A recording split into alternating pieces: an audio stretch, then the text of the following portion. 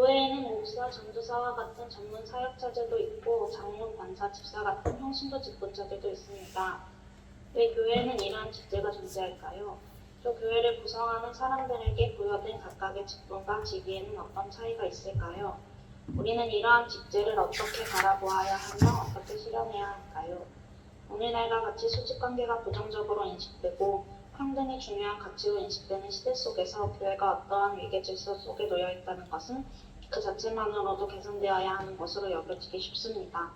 오늘은 하나님이 세우신 권위와 질서 그리고 그것들을 구체적으로 실현하시는 방법을 살펴보며 교회의 구성원들이 맺게 되는 관계와 역할을 규정하려고 합니다. 네, 오늘은 이제 성도와 목회자, 그 다음에 성도들 가운데 있는 또 여러 직분들, 이런 것들을 어떻게 이해할 것이냐, 그것들을 함께 생각해 보기를 원합니다. 목사 말 다 들어야 되냐? 뭐 장로님이 높고 권사님이 그 다음이냐? 뭐 이런 얘기 하려고 하는 거예요. 자, 권위와 권위주의 수정이 한번 더 읽어주세요. 권위는 힘의 출처에 대한 것입니다. 누군가가 결정을 할 때 그것을 정당하게 해주는 것이 권위입니다. 권위가 작동하지 않는 시스템은 없습니다. 그것이 힘에 의한 것이든지 합의나 약속에 의한 것이든지 권위 즉 상위에 위치한 그 무언가가 없으면 큰 혼란이 불가피해지는 것입니다. 그러나 권위와 권위주의는 다른 것입니다. 권위주의는 하나의 권위로 모든 것을 실제적으로 통제하고자 하는 사상입니다. 이는 사실 권위가 제대로 행사되지 않는 상황을 의미합니다. 정당하게 설명되거나 합의되지 않은 권위를 무분별하게 사용하는 것이 권위주의의 요체입니다. 하나님은 권위를 만드셨습니다. 창조 기사에 등장하는 하늘과 땅이라는 개념 역시 우리는 일종의 위계로 받아들여야 합니다. 높음이 있고 낮음이 있는 것입니다. 가장 존귀한 것이 있고 덜 존귀한 것이 있는 것입니다. 이러한 권위가 가치를 만들고 질서를 제공합니다. 그러기에 교회에도 위계 질서가 있습니다. 성경은 지속적으로 예수님을 교회의 머리이시고 우리가 그분의 몸이라고 말하지 않습니까? 이는 분명한 권위의 출처를 설명하고 있는 것입니다. 그리고 교회는 머리 되신 예수님의 제자들을 사도로 칭하며 그들을 존경하고 그들의 의견을 중시하였습니다. 그들은 매우 권위 있는 사람들이지만 권위주의적이지 않았습니다. 놀랍게도 예수님은 이러한 권위에 대한 분명한 선언을 하셨습니다. 예수께서 부르다가 이르시되 이방인의 집권자들이 그들을 임의로 주관하고 그 고관들이 그들에게 권세를 부리는 줄을 너희가 알거니와 너희 중에는 그렇지 않을지니 너희 중에 누구든지 크고자 하는 자는 너희를 섬기는 자가 되고 너희 중에 누구든지 으뜸이 되고자 하는 자는 모든 사람이 종이 되어야 하리라. 인자가 온 것은 섬김을 받으려 함이 아니라 도리어 섬기려 하고 자기 목숨을 많은 사람의 대속물로 주려 함이니라. 예수님은 제자들이 결국 교회를 이끌어가는 중요한 집권자들이 될 것을 아셨습니다. 그리고 그들에게는 새로운 종류의 권위체계, 즉 섬김으로 다스림의 권위체계를 말씀하신 것입니다. 권위 자체의 타당성을 확립하는 것이 아닌 온전한 공익을 실현하기 위한 참다운 권위의 쓰임을 말씀하신 것입니다. 오늘날의 교회에도 이러한 권위에 대한 바른 인식이 필요합니다. 제가 여기에서 권위를 말하고자 함도 바로 여기에 그 목적이 있는 것입니다. 권위 자체가 나쁜 것이 아니라 권위주의가 나쁜 것입니다. 존경할 만한 대상을 존경하고 그의 의견을 중시하는 것은 결코 구시대적인 것이 아닙니다. 다만 그 권위를 가진 사람이 권위주의적으로 행세해서는 안 되는 것입니다. 네, 이 부분에서는 우리가 먼저 다루고자 하는 게 권위예요. 권위. 교회, 저 장로님 권위적이야. 뭐 목사님 권위적이야. 그거는 이제 뒤에 생략된 말이죠. 권위주의적이야라는 거죠. 그리고 권위를 권위답지 못하게 행사한다라는 그런 인식이 강한 거죠. 근데 교회에 권위가 있어야 할까요? 네, 있어야 합니다. 왜냐하면 하나님은 존재하는 모든 것을 창조하실 때 권위, 다시 말해 높음과 낮음, 위계 질서를 만드셨다는 거예요. 근데 이 위계 질서 자체를 부정하는 사람들이 진짜 많아요. 근데 이거는 우리의 존재 양상과도 완전히 배치되는 것입니다. 예를 들면 부모와 자녀는 평등한가요? 네, 평등해야 할까요? 아니, 맞아요. 부모와 자녀는 처음부터 평등하지 않아요. 평등할 수도 없고 평등해서도 안 됩니다. 그러니까 인간으로서 마땅히 보장받아야 되는 인권이 보장받는 것 말고 어떠한 의견을 주율해 나가거나 어떤 중요한 결정을 할 때 부모의 의견이 더 중시되어야 하는 거예요. 그거는 기본 권위 시스템을 존중하게 되면 마땅하고 자연스러운 거예요. 그런데 그런 권위 시스템 자체를 부정한다. 그래서 이 권위가 없어야 내가 자유로워질 것 같다. 그렇지 않습니다. 권위가 없으면 혼란스러워져요.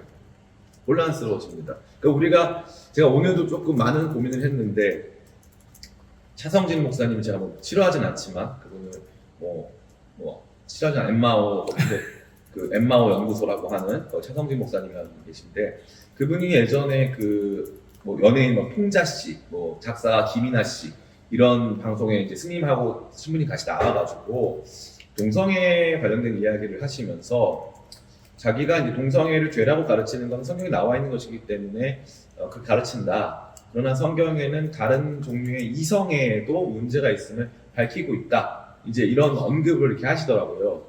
당연히 그 자리에서는 그렇게 말씀하실 수밖에 없었다라는 것이 제 생각이고, 저여도 아마 그 자리에서 그렇게 조금 대중친화적으로 말할 수밖에 없었을 것이다라는 게 제 개인적인 생각이에요. 그러나 동성애 이슈와 관련돼서는 우리가 알아야 되는 것이 있는데, 그거는 단순히 누군가의 성적 지향의 문제가 아니에요.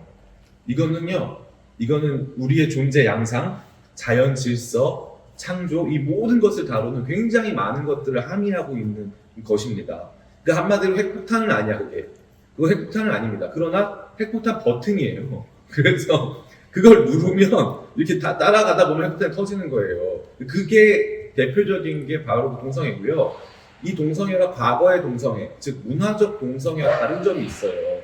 이 동성애는 지금 우리가 이제 이른바 젠더 혁명에 따라서 이렇게 지금 우리가 제기되고 있는 동성애 문제는요, 이거는 과학적 근거, 이 모든 것을 통해서 하나님을 완전히 부정하고 이 정당성을 끝까지 확보하려고 하는 거예요. 그러면 이게 어디까지 나아가냐?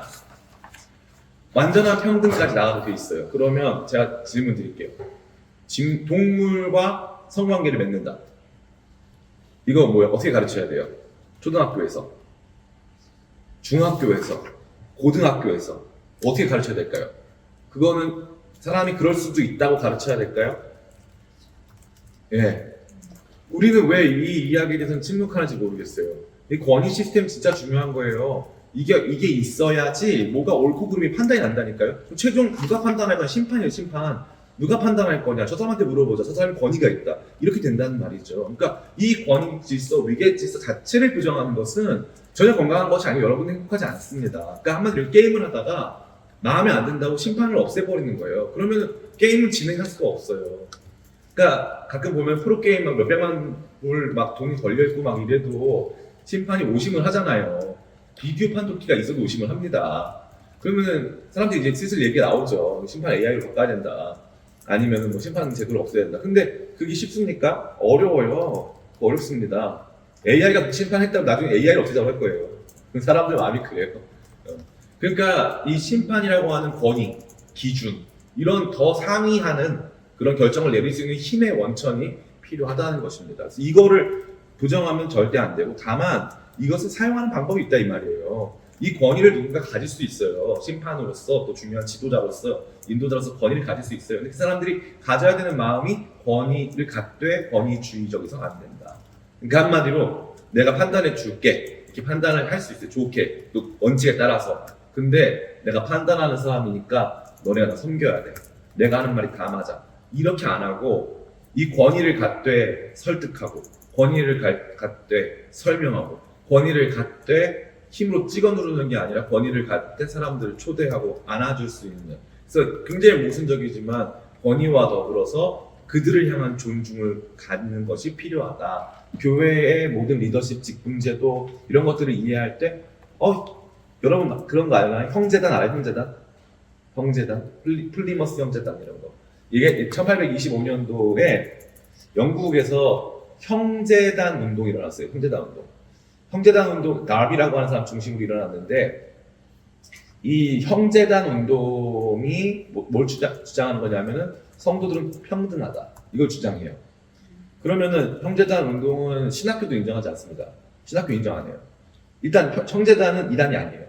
형제단 출신의 대단한 신학자들과 대단한 목회자도 있습니다. 그러나 이단은 아니에요.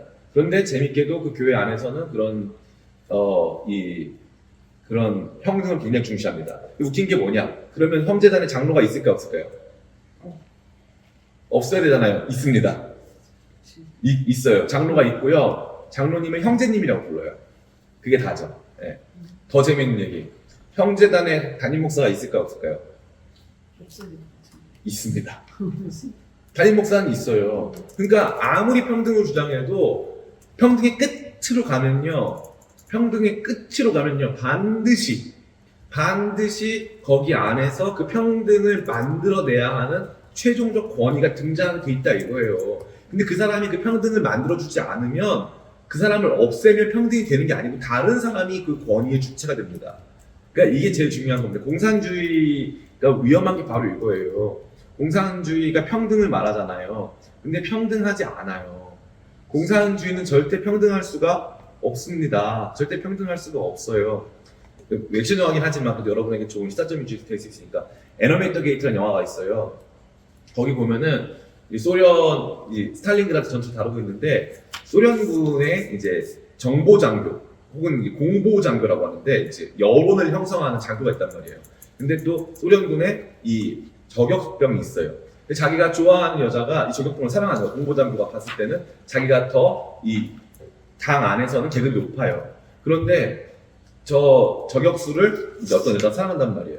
근데 나중에 이 정보 장교가 뭐라고 말하냐면은 자기는 모든 것을 평등하게 나누면은 억울할 일이 없을 줄 알았다는 거예요. 근데 사람도 평등할 수 없었고 우리 모두가 그런 기회도 평등할 수가 없었다. 그 얘기를 하거든요. 그러니까 이 평등 그 자체가 최종적인 권위가 되잖아요. 누구도 평등할 수 없습니다. 평등을 만드는 또 하나의 권위가 만들어질 뿐이에요. 그러니까 이건 여러분 굉장히 지혜로우셔야 돼요. 제가 정치 얘기하는 거 아닙니다. 이게 인간의 본질입니다. 인간의 본질. 무조건적인 평등, 다 똑같이 평등한 거야. 그 어떤 권위도 없어. 우리가 존중하거나 예를 들면 이거죠. 교회에서 운영위원회 결정했어요. 마음에 안 들어. 나 안 할래. 이렇게 하는 것이 건강하지 않다는 거예요. 그 결정이 마음에 안 들 수 있지만 그들이 그렇게 했을 만한 납득할 만한 이유가 있다면 따라가야지. 그래도 운영위원회인데 이런 모습이 교회 안에는 필요하다는 것입니다. 저 역시도 마찬가지. 저도 운영위원회에서 하고 따라갑니다. 그만큼 이 권위를 인정하고 누군가의 권위를 인정하고 존중한다는 것은 정말 중요한 것이고 교회는 그러한 존중, 상호 존중과 그것에 따른 이 권위를 기반으로 구성되고 운영되고 있다는 점을 알아주시면 좋을 것 같아요. 자, 만인 제사장에 대한 바른 이해. 이번에는 누가 읽을 수 있을까요? 여기 다은이 못 읽는다고 했고요. LOL도 못 읽고 경민이 읽을 수 있나요? 어려울 것 같은 느낌이. 네. 잘 들었습니다. 네네. 만인 제사장에 대한 이해. 네. 우리는 만인 제사장이라는 표현을 종종 들어왔습니다. 종교개혁 당시 마르틴 루터에 의해서 주창된 만인 제사장설은 가톨릭 교회가 주장하는 성직자들의 위상을 정면으로 반박하는 것입니다. 종교개혁 당시 가톨릭 교회는 오직 성직자에 의해서 은총이 수여되고 구원이 확보되는 시스템을 가지고 있었습니다. 이는 그들이 가진 신학에서 파생된 것입니다. 가톨릭 교회는 물질의 의미를 크게 둡니다. 성체는 실제로 예수님의 몸이며 눈에 보이는 교회, 즉 로마 가톨릭 교회에만 구원이 있다고 가르쳤습니다. 그러한 과정에서 교황은 비록 인간이지만 예수님에 의해서 지정된 신적 권위가 있다고 가르쳤습니다. 이러한 구원의 가시성은 그 구원을 다루는 사람들, 즉 성직자들의 위상을 극단적으로 높였고 그들은 일반 신자들과는 완전히 구별된 존재로 여겨진 것입니다. 그런 가운데 가장 큰 문제는 구원과 예배였습니다. 성직자가 공인하지 않은 구원, 성직자에 의해서 진례되지 않은 성례와 예배는 무효한 것으로 간주되고 있었습니다. 그러나 루터는 성경에 근거하여 모든 신자들이 제사장이며 스스로 하나님께 나아갈 수 있다고 주장하였습니다. 우리가 알고 있는 만인 제사장설의 기원입니다. 너희도 산 돌같이 신령한 집으로 세워지고 예수 그리스도로 말미암아 하나님이 기쁘게 받으실 신령한 제사를 드릴 거룩한 제사장이 될지니라. 그러나 너희는 택하신 족속이요 왕같은 제사장들이요 거룩한 나라요 그의 소유가 된 백성이니 이와 같은 만인 제사장설의 근본 취지는 성경적이며 잘못된 가톨릭 교회의 구원론, 예배론, 직분론을 혁파하고자 한 것입니다. 오늘날에도 이러한 개념을 확립하는 것은 매우 중요하다 할 수 있습니다. 네, 여기까지 한번 보자면 네. 종교개혁 당시에 이 가톨릭 교회가 가지고 있었던 이제 문제들이 굉장히 많지만 그 중에 이들이 가지고 있었던 좀 어려운 말로 이제 아리스토텔레스주의라고 하는데, 이 아리스토텔레스주의라고 하는 것은 이데아가 이 물질 안에 있다는 거예요. 그러니까 플라톤주의와 이제 아리스토텔레스주의 두 가지가 이제 철학, 서양 철학의 핵심적인 원리입니다. 근데 플라톤 철학은 뭐냐면, 예를 들면 커피의 이데아, 커피의 커피됨, 진짜 커피는 여기 없다. 이건 진짜 커피의 모조품이다. 진짜 커피는 어디에 있냐? 뭐 케냐에 있다. 아니면 뭐 천국 가면 커피 있다. 진짜 커피 따로 있다. 이게 이제 플라톤주의예요. 아리스토텔레스는 무슨 말이냐? 진짜 커피 여기 있다. 이 물질 그래서 소중한 거다. 이 두 가지 원리거든요. 그럼 초창기 기독교는 플라톤주의에 가까웠어요. 그런데 이 천주교회는 점차적으로 아리스토텔레스주의로 전환을 합니다. 그래서 성체, 다시 말해 예수님의 몸이면, 그게 이제 우리가 먹는 예수님의 몸을 상징하는 떡이면 상징이 아니라 실제 몸이라는 거예요. 그래서 천주교회는 지금도 이거를 우리처럼 뭐 이 성만 차이라고 안 하고 이거를 성체, 거룩한 몸이라고 말하잖아요. 거룩한 몸. 그러니까 가시성을 엄청 강조한 거죠. 그래서 이 천주교 신학의 대부분은요, 이 가시성을 확보하는 거예요. 그래서 그러니까 왜 우리는 그 교회 가면 뭐 장식이 없잖아요. 그러면 유럽 가보면은요, 그 교회 안에 장식이 어마어마합니다. 가시성이 중요한 거예요. 눈에 보이고 손에 만져지고 냄새 맡을 수 있고 이런 것들, 이 물질이 정말 중요한 내용이에요. 그러다 보니까 이제 이 사람들에게 있어서 이러한 눈에 보이는 구원, 눈에 보이는 성례의 침례, 눈에 보이는 은총을 제공하는 눈에 보이는 사제들이 정말 중요하겠죠. 그렇기 때문에 이 사제의 위상이 극단적으로 높아집니다. 그래서 사제들과 평신도 사이에서는 거의 접점이 없을 만큼 엄청나게 높은 권위를 행사하는 거죠. 그리고 이제 그 권위 끝단에는 교황이 존재합니다. 교황은 무오, 오류가 없어요. 교황, 그 현재도 마찬가지예요. 종교개혁 이후에 이제 이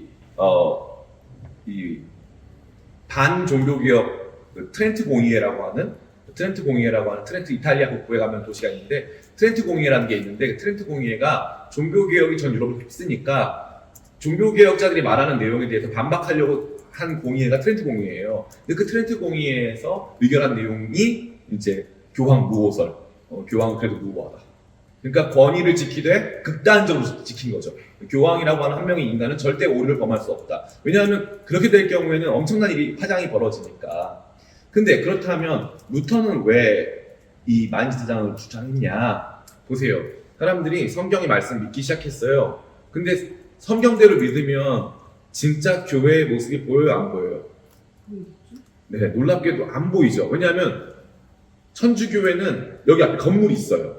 근데 개신교회는 건물이 없단 말이에요.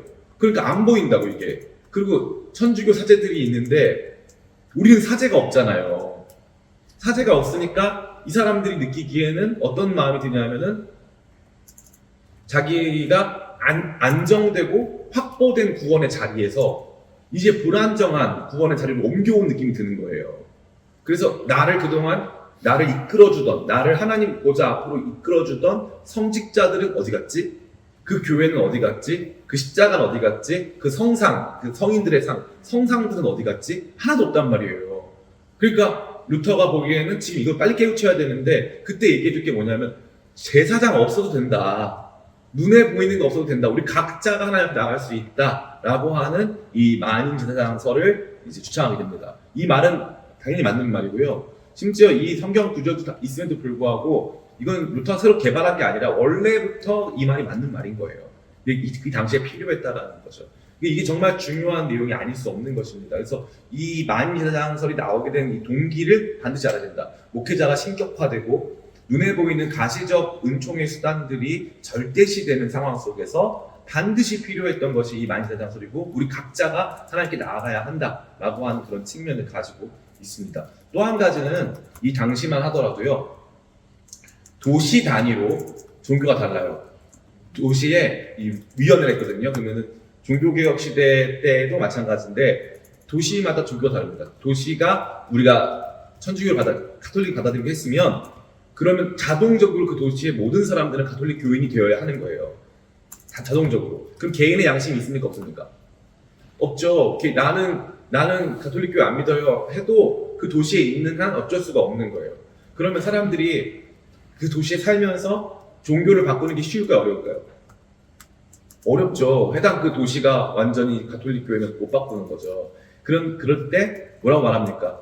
그 도시 안에 살아도 개인 양심으로 얼마든지 하나님 앞에 나아갈 수 있다.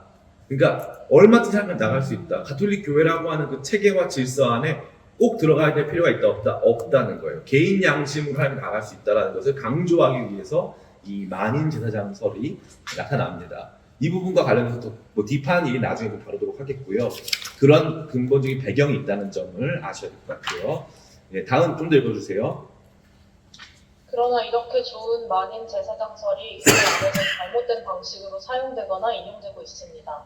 목사나 전도사와 같은 목회자가 필요 없다든지 혹은 평신도에 의해서 모든 것이 주도되어야 한다든지 모두가 평등하기 때문에 민주적 절차를 지켜야 한다든지 하는 주장을 옹호하는 사상으로 만인 제사장설이 널리 쓰이고 있습니다. 이는 만인 제사장론을 오해하는 것입니다.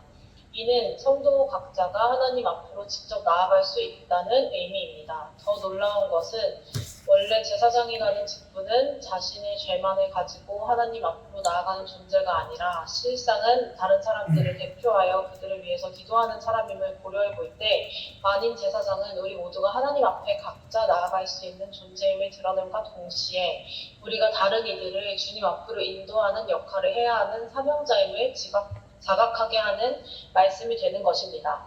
그러기에 제왕적 목회자들을 비판하는 것은 좋지만 그 논리로 지나치게 만인 제사장설을 사용하여 일부 목회자가 아닌 모든 목회자들의 존재를 부정하고 교회의 위계 질서 전체를 부정하는 것은 하나님의 뜻을 전면적으로 부정하는 것과 다름없다는 것을 기억해야 합니다. 네, 맞습니다. 여기 보면은 이는 만인 제사장론을 오해하고 오용하는 것입니다. 오용으로 바꿔주세요. 오용. 네. 최혜성 오늘 주공이네요. 주공. 미쳤다 진짜. 이름 어떡합니까? 그러니까 이 만인 제사장설이 있다고 해서 사람들은 성도들도 평신도들도 제사장이다. 맞아요. 맞습니다. 그러니까 목회자 필요 없다. 목회자는 아무 의미가 없다. 제가 이거 제목이 뭐냐면 만인 제사장인가 만인 목회자인가. 네. 여러분이 만약에 역으로 만인 제사장설이 아니라 만인 목회자 설이다. 그럼 좋아했을까요? 여러분도 목회자입니다.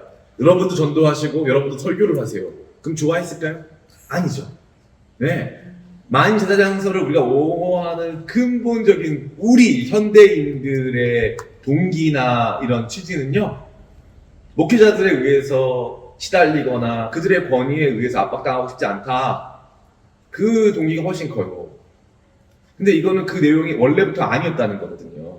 물론 가톨릭 교회라고 하는 절대 권위를 가지고 있었던 그 교회가 잘못해왔던 것들을 개선하려고 하는 의지에서 나온 것은 맞지만 오늘날과 같이 충분히 합리적으로 토론이 가능하고 한 상황 속에서 만인 제사장설이 모든 성도들이 동일하고 똑같은 직위를 갖는다. 그 가치는 같은데 우리가 다 성도보다 형제 자매인 건 맞는데 교회 안에서 역할이 다를 수 있다는 것을 부정한 채 제사장이라고 하는 사람의 역할도 필요 없고 그 사람이 갖는 우리가 높은 권위도 필요 없다는 종류로 나아가게 되면은 그 다음부터는 성경적 교회가 뭔지도 모르고 진짜 교회를 어떻게 만들어가야 될지도 모르는 그런 상태가 되어질 수밖에 없다는 거죠.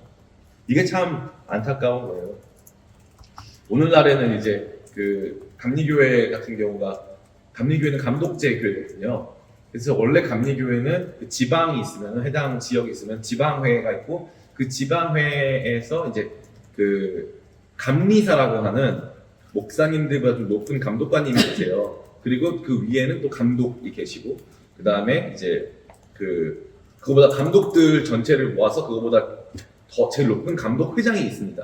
감리교는 어느 나라나 마찬가지예요. 감리교는 근데 놀라운 거는 저한테 누가 그러더라고요. 장로교 때문에 다 망쳤어. 그래서 왜 다 망쳤냐 했더니 원래는 감리교회는 담임 목사를 청빙을 감독님이 했다는 거예요. 그래서 위에서 내려주는 사람을 받아야 되는 거예요, 성도들이. 근데 이제 우리가 장로교는 이제 청빙위원회 하잖아요. 청빙위원회 만들고 성도들이 이제 그분 이렇게 지원하신 분들 이렇게 이력서도 받고 뭐 그분들 테스트해가지고 성도들이 선출하잖아요. 그러니까 원래 그 문화가 감리교회 없었거든요. 없었는데 이제 생겼다고 그렇게 장로교 욕을 하더라고요. 제 욕을 하더라고요. 제 앞에서. 그래서 제가 참 많은 생각이 들었습니다. 그러니까 그게 과연 발전일까? 그러니까 감독이 결정하는 거, 이 하나가 다 감독이 결정해야 된다라고 하는 게 우리한테 폭력적으로 보일 수 있고, 하지만 우리 모두가 결정해야지만 더 옳다라고 하는 것이 또 언제나 절대선일까?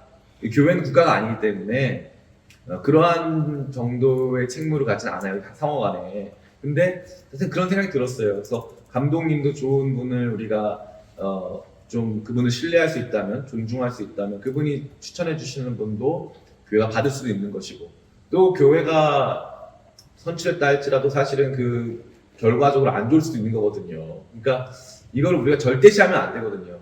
이 선출 결과가 당연히 마땅하고 이거 외로는 안 된다, 이러한 것도 저는 요즘 들어서 많은 고민이 들어요. 그러니까 저는 공교회주의자입니다. 공교회주의자. 예전에 개교회주의자였어요. 교회도 개척하고 그랬잖아요. 그러니까 칼빈이 뭐라고 했냐면, 교황주의를 타파하고 우리가 모였는데, 각 교회마다 작은 교황이 있더라 이거예요. 각 교회마다 작은 교황이 있더라. 그러니까 과연 우리가 이렇게 큰 규모의 교단 혹은 교회 연합체를 늘상 포기하고 그런 것에 섞이지 않아 영적인 결속만을 갖는 것이 늘 옳을까라는 요즘에 고민이 좀 있어요. 네, 요즘에 좀 그런 고민이 있습니다. 그래서 저는 여러분들에게 확실하게 말씀드릴 수 있는 것은, 만인 지사장은 기존 교회의 질서나 권위, 시스템, 또 그 다음에 목회자들을 다 전면 부정하기 위한 목적으로 된 것은 아니다. 천주교회를 극복하려고 만들어 놓은 것에 불과하다라고 아시면 될 것 같습니다. 자, 이제 규공님 읽어주세요. 목회자. 네. 목회자, 영적 아버지의 마음으로 성도들을 섬기며 자라게 하는 사람. 그렇다면 목회자들은 어떤 사람들이며 어떠한 권위를 갖습니까? 성경은 분명히 교회 안에서 가르치며 교회를 인도하고 감독하는 사람에 대한 명시적인 언급을 하고 있습니다. 김전 3장 1에서 13절. 미쁘다 이 말이여, 곧 사람이 감독의 직분을 얻으려 하면 선한 일을 사모하는 것이라 하미로다. 그러므로 감독은 책망할 것이 없으며 한 아내의 남편이 되면 절제하며 신중하며 단정하며 나그네를 대접하며 가르치기를 잘하며 술을 즐기지 아니하며 구타하지 아니하며 오직 관용하며 다투지 아니하며 돈을 사랑하지 아니하며 자기 집을 잘 다스려 자녀들로 모든 공손함으로 복종하게 하는 자라야 할지며, 사람이 자기 집을 다스릴 줄 알지 못하면 어찌 하나님의 계획을 돌보리요. 새로 입교한 자도 말지니 교만에게서 마귀를 정죄하는 그 정죄에 빠질까 하니요. 또한 외인에게서도 선한 증거를 얻은 자라야 할지니 비방과 마귀의 올무에 빠질까 염려하라. 이와 같이 집사들과 정중하고 일고 이혼을 하지 아니하고 술에 임박하지 아니하고 더러운 일을 탐하지 아니하고 깨끗한 양심의 믿음의 비밀을 가진 자라야 할지니, 이에 이 사람들을 먼저 시험하여 보고 그 후에 책망할 것이 없으면 집사의 직분을 맡게 할 것이요. 여자들도 이와 같이 정숙하고 모함하지 아니하며 절제하며 모든 일에 충성된 자라야 할지니라. 집사들은 한 아내의 남편이 되어 자녀와 자기 집을 잘 다스리는 자일지니, 집사의 직분을 잘하는 자들은 아름다운 지위와 그리스도 예수 안에 있는 믿음의 큰 담력을 얻느니라. 에베소서 4장 11절에서 12절.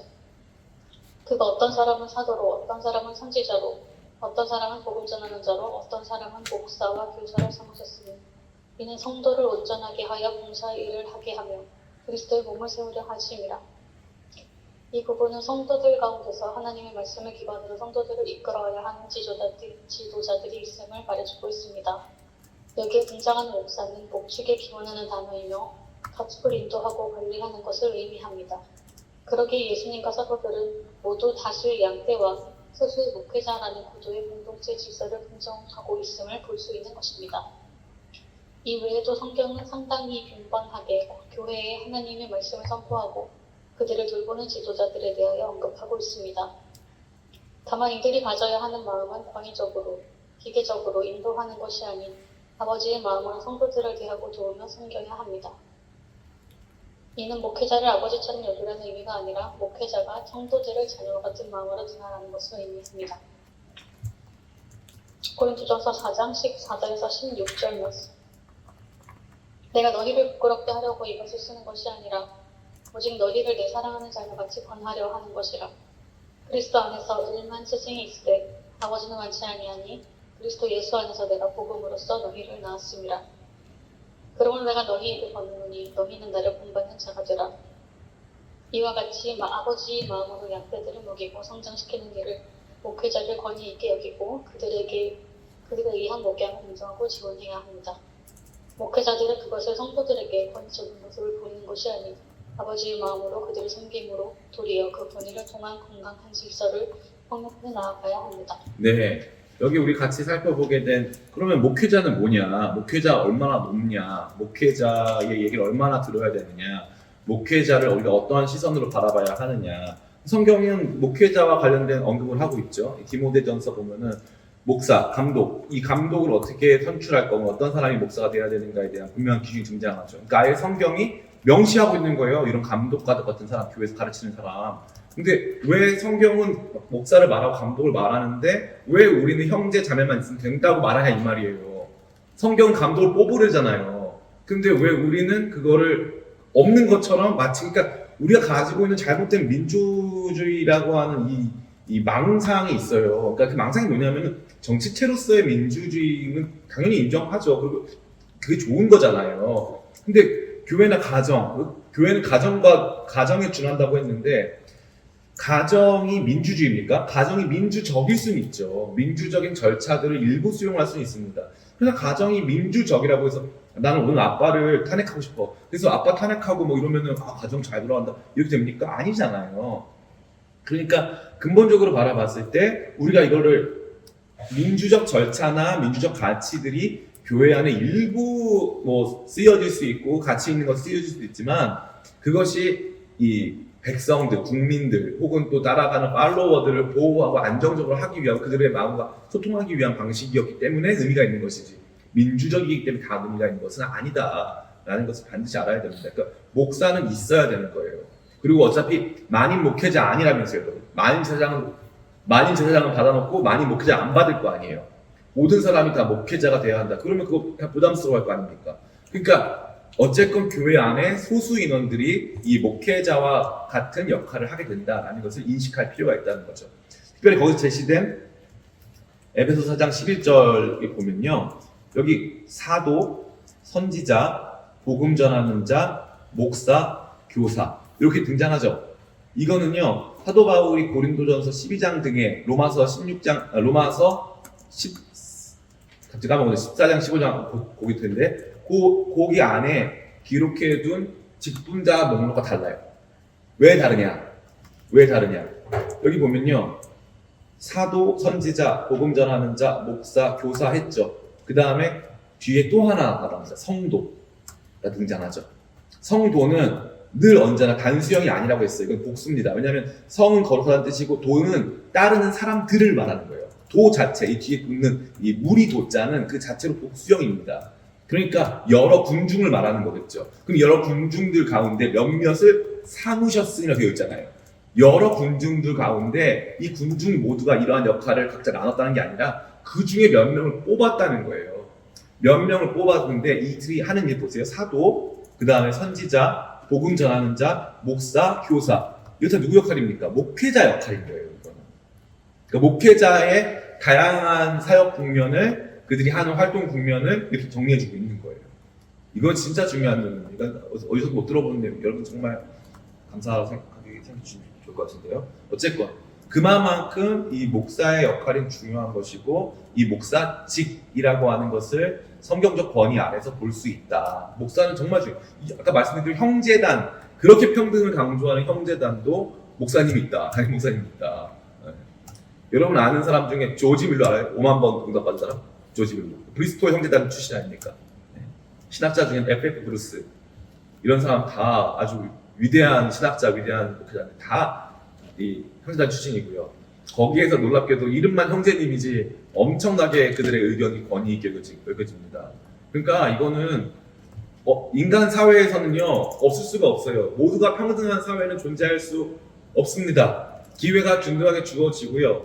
특별한 이유로 차별받지 않고 이런 건 가능한데 그냥 나이도 뭐 없고 뭐 더 좋은 일을 한 사람을 존경하고 이런 것도 없는 문화, 그냥 다 남들 다 똑같다, 다 쓰레기야 이렇게 하는 막 그런 평등을 만들거나 누구 앞에서건 뭐 우리가 굳이 다 따라야 될 어떤 가치가 존재하는 것은 아니다, 그런 태도를 갖는 것은 전혀 올바르지 않죠. 예를 들어 운동선수들이 가끔 이럴 때가 있어요. 나도 운동선수인데 나 누가 그러더라고요. 라민 야말이라는 선수가 있는데 그 사람 17살인데 축구를 너무 잘해요. 근데 제일 좋아하는 선수가 누구냐, 그 중에 하나가 손흥민이에요. 손흥민. 같은 선수인데 존경하는 거예요. 권위를 두는 거예요. 손흥민 선수 진짜 권위 있다고. 이렇게 권위를 두는 거죠. 권위 시스템이 없으면 안 되고요. 목회자는 그런 사람입니다. 다만 이제 그 목회자가 가져야 하는 그런 마인드가 있어요. 그게 아버지 마인드예요. 근데 이거를 사람들이 잘못해요. 영적 아버지라고 성도들이 목회자한테 말을 해요. 근데 성경은 어디에도요 성도들에게 목회자를 영적 아버지라고 부르는 적이 없어요. 목사님이 성도들을 자녀같이 여기는 거예요. 그거는 낮게 여기는 게 아니라 생명처럼 귀하게 여기고 태어나게 했기 때문에 돌보고 먹이고 입히고 그 다음에 자라게 해가지고 성장시켜서 독립시키는 것까지, 그러니까 그 역할을 목회자가 다 해야 된다는 것을 의미하는 것이지, 그렇게 의미하는 것이지 목회자를 섬겨라, 아버지니까 섬겨라 이렇게 하는 취지는 절대 아닙니다. 그러니까 목회자가 권위 있는 존재는 맞아요. 그러나 그 권위 있는 목회자를 향해서 목회자 스스로가 내가 권위 있다고 말할 필요는 없다는 거죠. 성도들이 그렇게 권위를 줘야 된다는 겁니다. 이게 참 중요한 내용이 아닐 수 없는 거죠. 자, 이제 마지막 내용이 직분자. 누가 또 들어오신 분이 계실까 한데, 네, 혜린이도 안녕하세요. 직분자는 우리 나정민 집사님 계시니까 물어보겠습니다. 직분자, 종의 마음으로 공동체를 돌보고 채우는 사람. 우리가 다루게 될 직분자들은 교회 공동체의 실무를 돌보는 사람들로 간주됩니다. 그들의 기원은 초대교회 7 집사로 올라갑니다. 이들은 교회의 구제 사역을 담당하기 위해서 선출되었습니다. 이러한 직분의 출발이 교회가 다른 지역에도 세워짐에 따라서 직분 제도로서 발전한 것으로 보여집니다. 이러한 직분 중에 우선 장로가 있습니다. 장로는 어른을 의미하고 성도들을 대표합니다. 이들은 성도들을 돌보고 중요한 결정에 참여합니다. 사도들을 위시한 교회의 지도자들과 협력하여 자신이 섬기는 교회의 성도들을 돌봅니다. 물론 이러한 장로들을 목회자와 같은 위치로 보기도 합니다. 이는 각 교회의 상황이나 교단 결정에 따라서 달라질 수 있습니다. 또한 집사 직분은 이름 그대로 일뿐입니다. 교회에서 가르치는 일이 아닌 다른 실무를 돌보며 살피는 사람들이고 성경에서도 중요하게 다루어지는 직분입니다. 특별히 디모데전서 3장에서 집사 직분자의 자격에 대해서도 언급하면서 교회 일을 하는 것만으로도 얼마나 구별되고 모범적인 신자여야 하는 것인가를 알게 합니다. 권사는 감리교회에서 시작된 직분입니다. 장로교회의 안수 집사를 이해하는 것이 도움이 됩니다. 장로교회에서도 권사 제도를 도입하였는데 이는 안수 집사가 될 수 없는 여성 직분제의 한계를 넘어서기 위한 동기에서 시작되었다고 볼 수 있습니다. 모든 교회의 일꾼들은 권위적인 마음이 아닌 교회를 섬기는 종으로 부르신 하나님의 마음을 기억하여 종의 마음으로 공동체를 돌보고 교회의 대소사를 살펴야 하는 것입니다. 이와 같이 교회의 직분 제도는 권위적 위계 질서가 아닌 교회를 실무적으로 돌봐야 하는 책임과 의무와 관련된 것입니다. 많은 사람들이 직분이 교회를 서열화, 계급화한다고 하는데 저는 그에 동의할 수 없습니다. 성경이 기록하여 임명하도록 한 여러 직분들을 그 취지와 목적대로 임명하고 활동할 수 있도록 한다면 교회는 아름다운 섬김으로 가득 채워지리라 생각합니다. 네, 감사합니다. 여기 보면은 이제 직분자, 장로, 집사, 권사 이렇게 제가 기록해 두었는데요. 우선적으로 교회를 그 외형적으로나 또 재정적으로 또 유지하고 또 존속시키는 업무가 주된 업무가 되겠습니다. 그래서 이 직분자들은 이 일을 위해서 부름받았어요. 놀랍게도 이 일을 위해서 부름받았는데 이 일을 참여해야 되는 사람들의 자격은요, 이 일을 잘하는 사람이 아니었어요. 이게 재밌습니다. 여기 보면은 아까 디모데전서 3장 보면요, 8절 말씀 보니까 이와 같이 집사도 정중하고 일구이연을 하지 않고 술에 임박히지 아니하고 더러운 일을 탐하지 아니하고 깨끗한 양심에 믿음의 비밀을 가진 자라야 할지니 라고 되어 있어요. 믿음의 비밀을 가진 자. 그래서 교회의 첫 번째 순교자는 7 집사 중 한 명이었던 스데반이었습니다. 그러니까 스데반이 원래는 그 매일 시행되어지는 구제 프로그램 실행하려고 불렀는데 복음 전하다가 자유민주당에서 복음 전하다가 순교를 해요. 그러니까 그 정도라니까요. 이 교회 일꾼들 뽑을 때 일 잘하는 것도 중요하지만 이 교회 일꾼이라고 하는 것은 뭐 찬양팀 이런 거 말하는 게 아니라 교회 운영하고 재정 다루고 하는 일에 있어서 믿음이 진짜 중요하다는 거예요. 믿음이 정말 중요합니다. 어쨌건 이제 그 교회 안에 있는 직분자들은 이러한 역할을 감당하기 위해서 세워진 것이죠. 그래서 이거를 계급화하려고 하는 것이 절대 아닌데 사람은요 근본적으로 계급적이에요. 근본적으로. 그래서 제가 아는 분도 장로 투표에 떨어지니까 교회 옮기더라고요. 네. 그게 인간입니다. 그거를 부정할 수는 없어요. 그게 없는 사회는 이 땅에서 존재하지 않습니다. 그게 어떤 공동체라고 할지라도 쉬운 일이 아니에요. 어렵습니다. 어쨌건 이 직분제가 근본적으로 서열화, 계급화 때문에 생긴 것은 아니지만 우리의 죄성이 이것을 서열화, 계급화로 이끌어갈 때가 참 많이 있다. 그럼에도 불구하고 주님께서는 이 직분제를 없애신다, 안 없애신다? 안 없애신다. 안 없애신다. 우리가 없애려고 하면 된다, 안 된다? 안 된다. 주님은 안 없애시는데 왜 그거 없습니까? 사람들 퀄러파이, 사람들을 이렇게 잘 선별하고 그 사람들을 잘 직분자로 세워나가고 하는 그 과정이 중요한 거지 이걸 없다고 다 좋은 것은 결코 아니다라는 것입니다. 이거를 해야 돼요, 사실. 함으로써 얻는 유익이 훨씬 큽니다. 훨씬 커요. 자, 그 다음에 우리 마지막 나가는 말 누가 한번 또 읽어볼까요? 혜린이 읽을 수 있나요, 혜린이? 아마도 어렵지 않을까 싶고요. 그러면은 김동우 집사님 읽을 수 있나요? 네. 하나님은 위기질 사람의 시스템을 만드셨습니다. 그 시스템 속에서 성도들을 일하도록 하셨습니다. 많은 제사장설은 목회자 필요 없다는 것이 아닙니다. 도리어 우리 각자가 하나님 앞에 나아갈 수 있으며 우리 각자와 제사장과 같은 이웃을 위한 사명을 감당해야 한다는 선언입니다. 이러한 내용을 목회자와 성도들 간의 갈등의 언어로 사용해서는 안 되는 것입니다. 하나님은 목회자들을 세우셨습니다. 또한 그들에게 교회를 인도하고 중요한 결정들을 행할 수 있는 권위를 주셨습니다. 그러나 그들에게 권위를 주셨지만 도리어 그 권위를 내려놓고 섬기라 하십니다. 예수님이 그리하셨습니다. 가장 권위 있으신 분이 가장 낮은 자리로 내려오셔서 섬기셨습니다. 예수님의 일은 하나님의 말씀을 가르치는 데에만 집중되지 않았습니다. 예수님은 치료하시고 먹이시고 사람들을 만나셨습니다. 이것이 가장 권위 있는 예수님의 모습이라면 우리의 모습은 어떠해야 합니까? 두말할 필요 없이 하나님이 주신 권위를 가지고 성도들을 살피고 돌보며 양육해야 하는 것입니다. 특별히 권위적인 아버지의 모습으로 섬김받고 군림하는 것이 아닌 사랑하는 아버지와 같은 모습으로 성도들을 키워내고 돌보아야 하는 것입니다. 하나님은 또한 직분자들을 세우셨습니다. 직분자들을 통해서 교회를 현실적으로 존속시키고 여러 사역을 감당하게 하셨습니다. 그러나 직분자들 역시도 이러한 사역과 활동을 권위적으로 감당하지 않고 도리어 종된 마음으로 감당해야 하는 것입니다. 한국 교회가 바른 직분론을 가지게 될 때 교회가 건강하게 성장하고 아름답게 세워질 줄 믿습니다. 네, 뭐 잘 정리된 내용 같습니다. 자, 남은 질문으로 한번 들어가서 여러분 뭐 글이나 말로 좀 나눴으면 좋겠습니다. 뭐 이 세 개 중에 여러분이 또 아무거나 답하시면 될 것 같아요.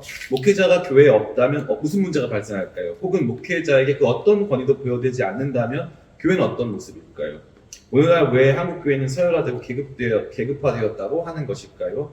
만인사장설에 대해서 어떻게 들어왔나요? 네, 이 내용입니다. 저희가 우리 교회가 160만 뷰를 돌파한 거기 보면은 온갖 악플이 가득한데요. 그 악플은 사실 그 사람들이 교회에 대해서 성경에서 모르기 때문에 제시한 악플인데 다른 한편으로는 교회가 그동안 세상 가운데 보여줬던 모습을 반영하고 있습니다. 첫 번째는 11조와 같은 헌금의 강제적 어떻게 보면 이제 징수와 같은 오해들이 있었어요. 그래서 저는 그 오해를 좀 극복하려고 그 관련된 설교를 했는데 제가 또 너무 과하게 또 이게 제목을 또 잡고 하다 보니까 많은 또 무리를 빚는 점도 있습니다. 그러나 저는 타협할 마음은 없고요. 또 한 가지 거기 등장하는 게 이제 계급화 서열화 또 목사의 절대적인 군림입니다. 그래서 그 내용들을 좀 고려해 보면서 오늘날 우리 한국 교회가 갖는 문제 또 우리 교회가 어떤 모습으로 나가야 될지 오늘 이 질문들 토대로 좀 답을 해봤으면 좋겠습니다. 우리 먼저는 홍수정 이것 좀 봐. 네. 네. 잤나요? 네. 아니요, 그게 아니고 네. 질문이 조금 어려워서요. 네. 교회에 목사님 없다면 교회 우리 목사님 없이 한번 해보자. 그러면 설교를 누가 하지? 라는 생각에 설교 누가 잘하는 사람이 한다면 아니면 매주 외부 목사님들 모시고 와서 하면은 맨날 막 김성교 선교사님 오고 막 이현기 목사님 돌아가면서 오는 거죠. 52번만 오시면 되잖아요. 그러면 예배 자체는 크게 문제가 없을 것 같은데요. 그렇죠. 네. 근데 이제 목사님이 하시는 게 설교만 하시는 건 아니잖아요. 그래서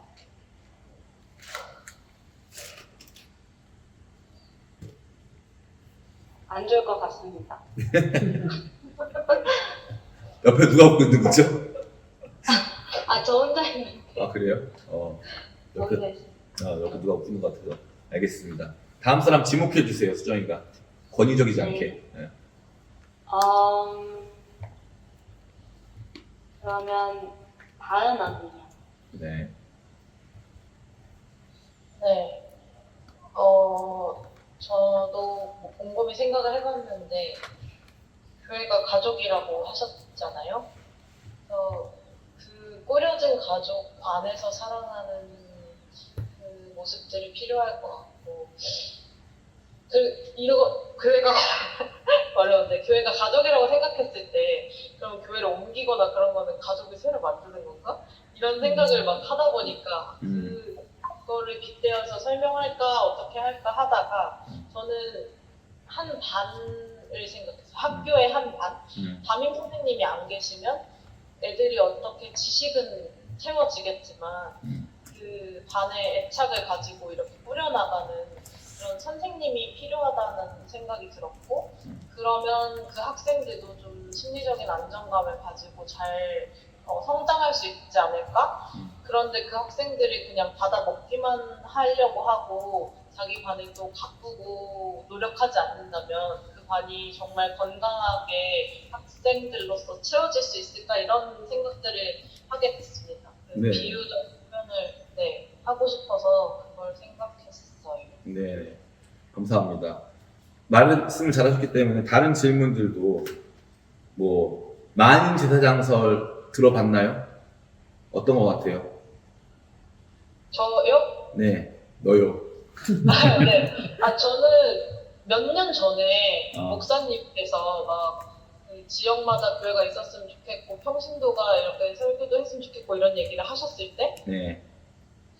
저는 그때 평신도로서 들을 때 되게 부담이 많이 됐었거든요. 그랬는데 몇 년이 지난 지금 시점에서는 목회자가 있어야 되는데 성도들도 충분히 자기 입으로 신앙을 고백하고 어떻게 보면 뭐 기도회 인도나 설교도 할 수 있을 정도로 신앙을 자기가 키워야 된다 이런 생각에 굉장히 동의를 하게 됐어요. 네. 그래서 만인 제사장 설에 대해서 제가 생각하는 것은 성숙한 성도가 되는 것, 그러니까 너무 목회자에게 의존하지 않고 리스너로 머무르지 않고 행동하는 신앙인으로서 사는 게 좋은 만인 제사장 설의 적용이 아닐까 하는 생각을 합니다. 참 너무 좋은 맞을까요? 맞아요. 너무 좋은 관점이고요. 제가 아까도 심판 얘기도 했고 제가 또 하나 비유는 감독 얘기도 좀 하고 싶어요. 감독과 심판 얘기를 좀 하고 싶은데 두 사람 특징이 뭐냐면요. 게임 현장에 와 있는데 게임에 참여할 수 없습니다. 결국에는 감독은 선수들로 말을 하는 거예요. 심판은 그 게임으로 말을 해야 되는 겁니다. 그러니까 담임 목사도 마찬가지예요. 결론적으로는 그 선수들, 그 일하는 실제 교인들, 성도들의 수준으로 그 목회에 대해서 말을 하고 표현해낼 수 있어야 된다는 거죠.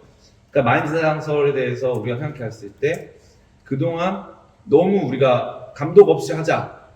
감독이 뭐가 필요하냐? 심판 필요 없다. 누가 심판을 못 본 건 인정하겠는데 그렇다고 심판 제도를 없애자는 건 말이 안 되잖아요. 근데 저는 제가 약간 민주화 세대랑 좀 맞닿아 있어서 그런지 모르겠어요. 그래서 연령대가 아무래도 우리 때는 이제 권위주의 사회에 비슷했기 때문에 이 민주화라고 하는 이 절차적 정당성에 대한 것 혹은 또 국민 각자가 가진 국민 주권에 대한 그런 강력한 의지 때문에 진보적인 교회들은 이 만인제사장설에 대해서 언제나 약간 이 기존 권력, 기존 권위 체제를 부정하는 방식으로 이 만인제사장설이 오독되거나 오해되어 왔다. 이제 그런 생각을 저는 좀 많이 했던 것 같아요. 근데 지금 다은자매가 말하는 것이 가장 건강한 모습이에요.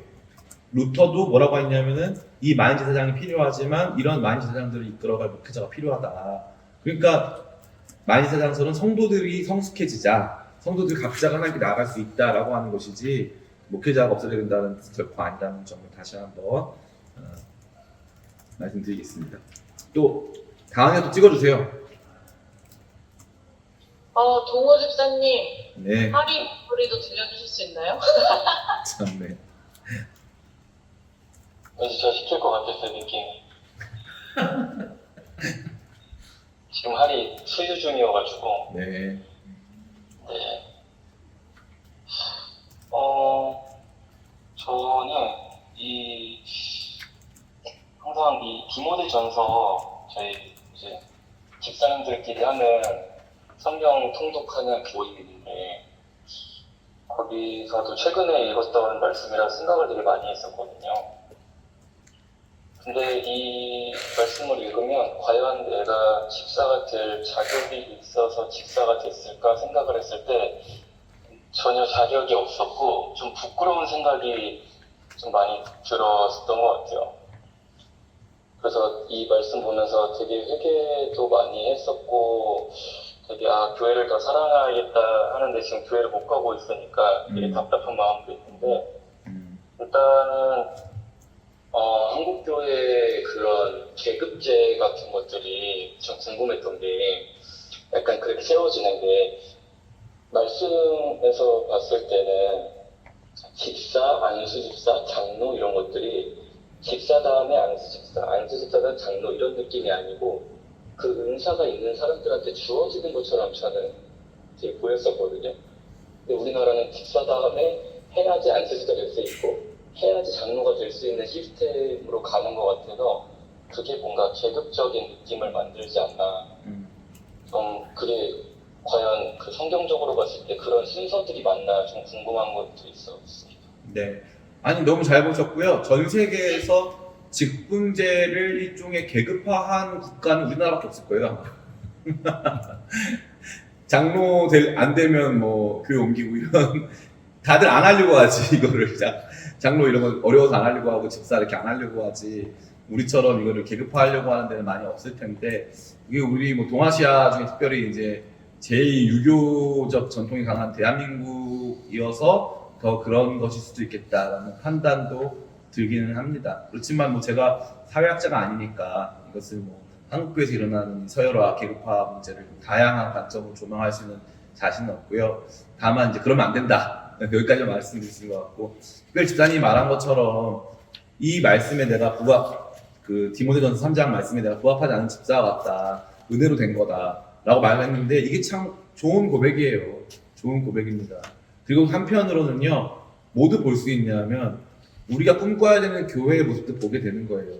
그러니까 이게 사실 어떻게 보면 집사들에게 교회에 단순히 행정 업무를 하거나 재정을 보거나 주차를 하거나 뭐 설거지를 하거나 밥하는 사람들에게까지 정중하고 일구이연하지 않고 술에 임박히지 아니하고 더러운 일을 탐하지 아니하고 깨끗한 양심에 믿음의 비밀을 가진 자, 이와 같은 그 직무를 잘 수행할 수 있는 능력이 아니라 그들에게 요구하신 건 진짜 믿음이고 삶이었다는 점을 좀 고려해 볼 때 이 직분자는 전혀 서열이나 계급이 아니라 주님을 정말 섬기려고 하는 사람, 정말 주님을 사랑하는 사람들이 맡아야 되는 것이었다라는 것을 알게 하는데, 문제는 뭐냐면 직분을 안 맡기면 자기가 주님을 사랑하는지도 몰라요. 그래서 이게 이제 훈련의 목적으로 이렇게 하는 겁니다. 다만 기쁨의 교회는 어떻게 하냐면요, 우리는 일단 다 직분을 줍니다. 그런데 직분을 주는데 사람들이 오해를 해요. 우리가 주는 직분은 뭘까요? 집사들, 우리 요번은 아니지만 집사 직분 줬잖아요. 교회, 우리 점프 공동체. 예. 그러면은 그거 무슨 집사예요? 무슨 집사입니까? 예, 그렇죠. 우리 김지현 목사 아시잖아요. 원래 공식 명칭은 서리 집사입니다. 서리 집사. 서리 집사는 설리거다는 뜻이에요. 그래서 1년 단위로 갱신합니다. 1년 단위로. 항존직으로서 계속되는 직분으로서의 집사는 안수 집사예요. 안수 집사. 기쁨의 교회에 있는 집사님들은 아직 엄밀한 의미에서 집사는 아니다. 서리 집사다.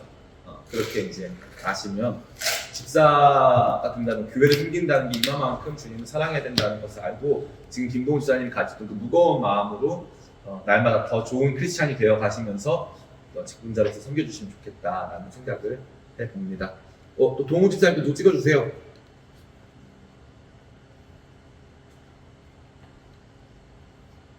말할 수 있는 사람은 제가 해선. 주공. 네. 질문에 답을 해보시죠. 많은 질문 말씀하시는 거죠? 네네. 그 1번 질문 보고 생각나는데, 이 기쁨의 교회에 오기 전에 여러 교회를 돌아다녔었는데, 그렇지. 그때 이렇게 고 김송수 목사님이 다니면서 서문한 교회에 갔었거든요. 네. 거기는 지금도 그런지 모르겠지만 이제 돌아가신 목사님 설교 틀어놓고 그렇죠. 예배 드렸었어요. 네. 그래서 그때 그 느낌이 생각나는 거예요. 뭔가 사람도 되게 많고, 그 목사님의 설교가 되게 안 좋고 그런 것도 아니었는데, 그 설교 끝나고 난 이후에 뭔가 되게 묘한 느낌이 있었어요. 그러니까 예배 다 끝나고 나서 이제 어떤 한 분이 집사로 보이는 한 분이 나오셔가지고 새가족들 어떻게 하시고 이렇게 서로 교제하시면서 이제 하시면 됩니다. 이렇게 이런 식으로 안내하고 이제 헤어졌는데, 진짜 그 말할 수 없는 뭔가의 그 허무함 빠진 느낌? 그 느낌이 되게 오랫동안 기억이 남고, 그때 걸 생각하면은 이 상태로 이 공동체가 얼마나 더 지속이 될까? 과연 이 사람들이 이 체제를 언제까지 유지할 수 있을까? 그런 생각 좀 되게 많이 했던 것 같아요. 결국엔 진짜 목사님들가 가지고 있는 그 엄청난 큰 부모? 네, 그거에 그냥 느껴졌던 것 같은데, 그 사람들도 그렇게 느껴질지는 잘 모르겠어요. 네. 네, 아무튼 그때 느낌이 좀 많이 들었고, 네, 아까 저기 수정자매가 얘기했던 것처럼, 네, 목사님이 진짜 설교만 하고 끝나는 건 아니니까 더 많은 역할들을 담당하고 계시니까 그런 것들 좀 그들이 모르고 있나? 반가우고 있나? 이런 생각이 좀 있었던 것 같습니다. 네. 어렸을 때 진짜 많이 생각했는데, 교회 그 서열화되고 계급화되는 게 그 인간의 좀 당연하게 여겨지는 계급화를 나누는 걸 좋아하더라고요. 이원 목사님 얘기하셨잖아요. 네. 그게 엄청 공감했어요. 우리 교회 옛날 교회 모습 보면서. 맞아요. 목사님, 목사님, 전우님 대회로 갈수록 사람들의 어깨가 이렇게 뽕뽕뽕뽕 올라가는 게 막 보이고 그랬었는데 그 와중에도 진짜 그 직분에 최선을 다하려고 노력하시는 분들이 계셨다고 느끼고 그런 분들이 그래도 교회를 이끌어가지 않았나 집행하지 않나 이런 생각도 같이 했습니다. 네, 감사합니다. 좋은 말씀이에요. 하나도 버릴 것이 없는 좋은 말씀입니다. 경민이 경쟁에서 승리해야 한다는 세상의 가치가 교회 안에 들어온 것이 원인 중 하나라고 생각합니다. 다른 성도보다 더 나은 그리스도인, 더 많이 섬기는 그리스도인, 더 많이 헌금하는 그리스도인 같이 상위에 위치해야 더 좋은 그리스도인이라고 착한 계급을 만드는 것 같습니다. 그렇죠. 이게 이제 인정 욕구 같은 거죠. 인정 욕구. 결국에는 내가 다른 사람들 중에서 특별하게 상 받는 거죠. 예, 그래서 더 나은 크리스찬이라고 증명되길 원한다는 거죠. 이게 어릴 때부터 학교에서 그랬으니까, 학교에서도 그랬으니까 이런 것들이 남이 좀 그렇게 돼도 쟤는 공부 잘하나 보다, 제가 잘했나 보다 하면 됐는데 나도 그렇게 해야 된다는 그런 의식이 있으니까 좀 그게 잘못된 서열화, 계급화의 발단이 된 거 아니냐라고 하는 좋은 지적인 것 같습니다. 경민도 해봤고 수정이도 했고 동욱도 했고 다은이도 했고 혜린이 가능한가요? 혜린이 글로만 되면 글로 올려주세요. 그러면 우리 나정민 집사님. 저는 근데 1번 어렸을 때부터 워낙 목사님은 당연히 있어야 된다라는 생각이 있었고 또 목사님을 통해서 어렸을 때부터 계속 신년 예배 드리고 나면 안수 기도 받고 그런 부분들이 되게 좋았던 것 같아요. 그러니까 있어도 되고 없어도 되고 그런 부분이 아니라 내가 지금 40대가 되고 이제 50대가 가까워지고 있는데 이렇게 오기까지 그분 목사님의 영향이 되게 많이 크지 않았나. 만약에 목사님이 없이 다른 뭐 장로님이나 권사님이나 집사님들도 물론 그렇게 클 수는 있겠지만 목사님이 계셨기에 내가 지금까지 이렇게 좀 다른 신앙생활을 가지고 잘 자랄 수 있지 않았나 라는 생각이 들기 때문에 저는 목사님이 안 계셨으면 이렇게 다르게 있지 못했지 않았을까. 그러니까 목사님의 권위가 있어야 어느 정도 내가 길을 잘 방향을 잡아서 갈 수 있었을 거라고 봐요. 목사님의 권위 없이 그냥 흘러가는 말로만 계속 했다면 제가 이렇게 11주를 해야 돼? 라는 말을 가르치지 않았다면 예배는 다르게 드려야 돼. 뭐 그런 부분들을 잘 알려주지 않았다면 지금 잘 신앙생활을 하지 못했을 것 같아요. 뭐 장로님이 권위 없이 그냥 얘기했다면 그냥 어느 날은 11조를 했다, 어느 날은 안 했다라는 그런 부분들이 되게 많았을 것 같아요. 근데 또한 아까 내 얘기 나왔듯이 만약 목사님이 안 계셨다면 한 부분으로서는 내가 그러면 이렇게 나서서 말씀도 목사님이 안 계시면 누군가 평신부가 이렇게 설명한다거나 뭐 찬양을 한다거나 그런 지도를 좀 더 하지 않았을까. 약간의 또 이렇게 발전이 있으면서 내가 신앙생활을 조금 더 업그레이드 되지 않았을까라는 약간 양면의 약간의 그런 부분들이 조금 있는 것 같아요. 근데 중요한 거는 목사님은 계셔야 된다라는 쪽에 저는 조금 네, 너무나 감사합니다. 제가 이제 이거 준비하면서 제 생각이 바뀌었어요. 저는 원래 목사 없어도 된다는 입장이거든요. 원래는. 근데 이제 이거 정리하면서 목회자의 역할, 또 권위에 대해서. 왜냐하면 미국에 굉장히 권위 있어 보이는 목사님이 한 분 있어요. 존 맥카서 목사님이라고 진짜 권위 있어 보이는 목사님이신데 그 교회는 예배 끝나면 이제 설교 들은 거 가지고 목사님하고 질문을 해요. 성도들이 다 분당에 앉아있고 손 들어서 목사님하고 이렇게 Q&A를 하는데 거기에 이제 목사님한테 누가 목회자의 권위에 대해서 질문했는데 목사님이 nothing, 없다고.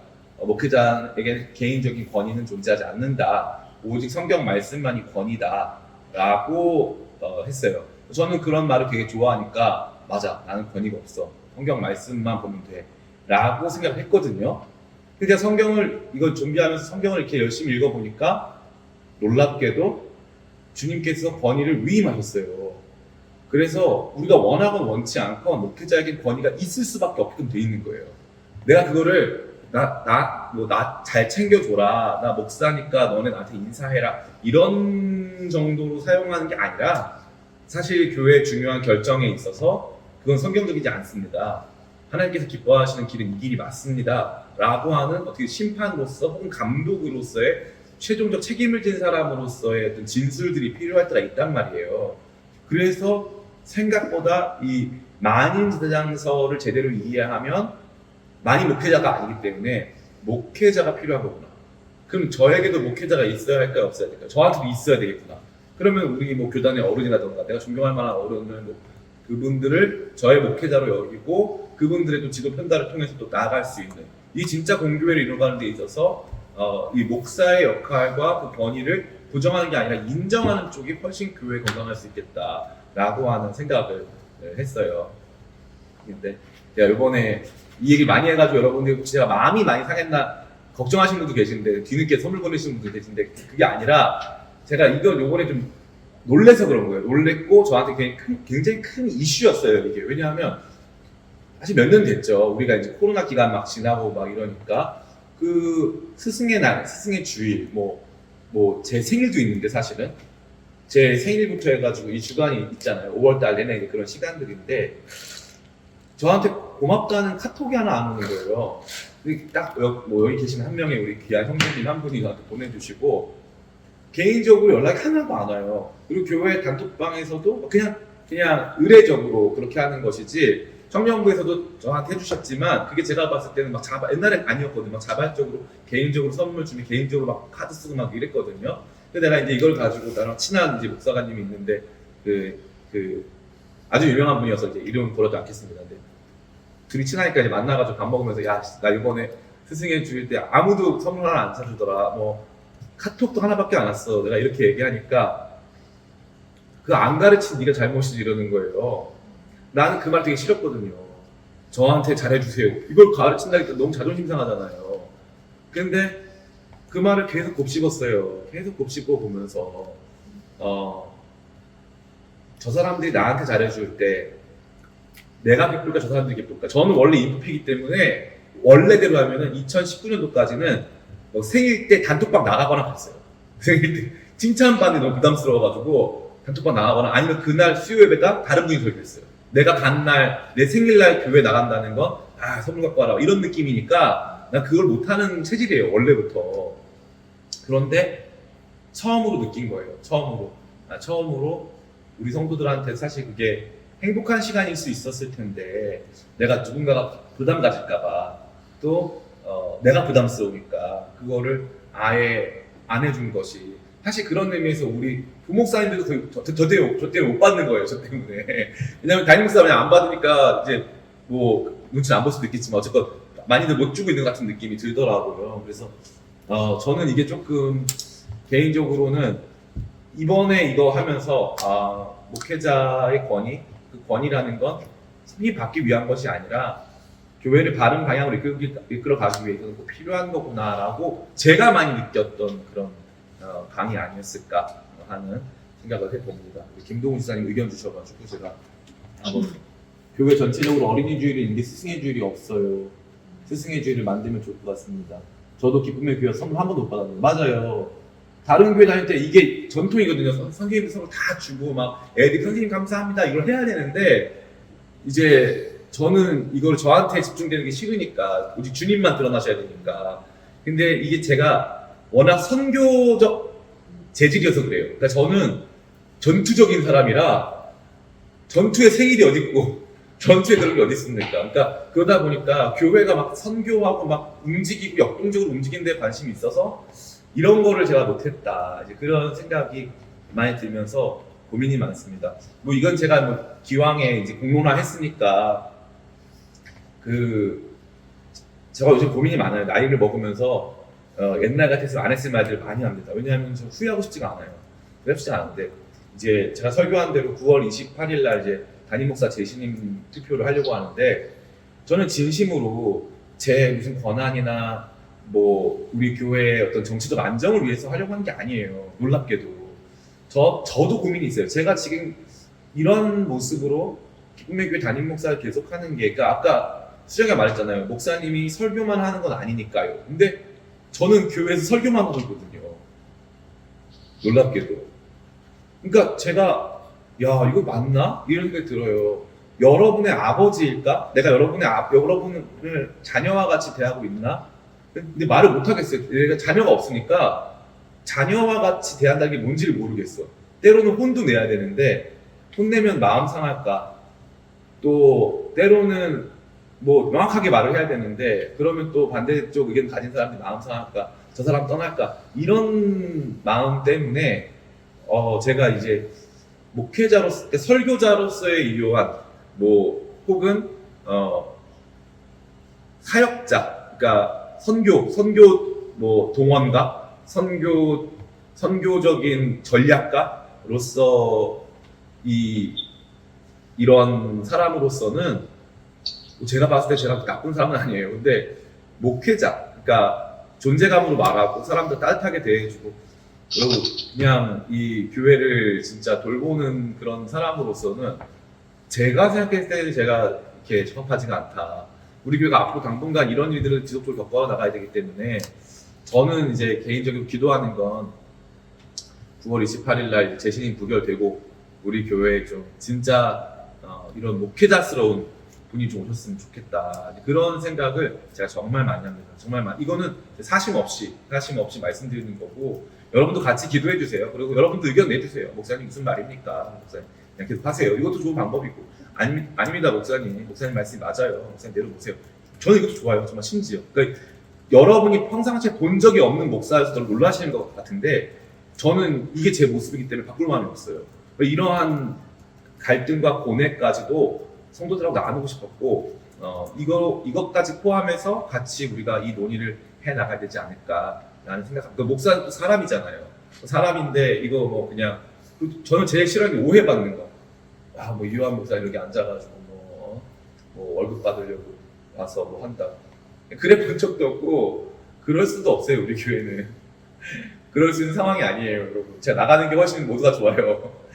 그런 상황이 아니라니까. 근데 나는 만약에 그럼에도 불구하고 제가 있어야 되는 상황이라면 있어야 되는 건데 그게 아니라면 정말 오늘 이 말씀에 부합하는 진짜 좋은 좀 권위 있는 목사님 오셔서 제대로 가르치시고 여러분을 좀 인도했으면 좋겠다 하는 생각도 좀 하게 되는 시간이었습니다.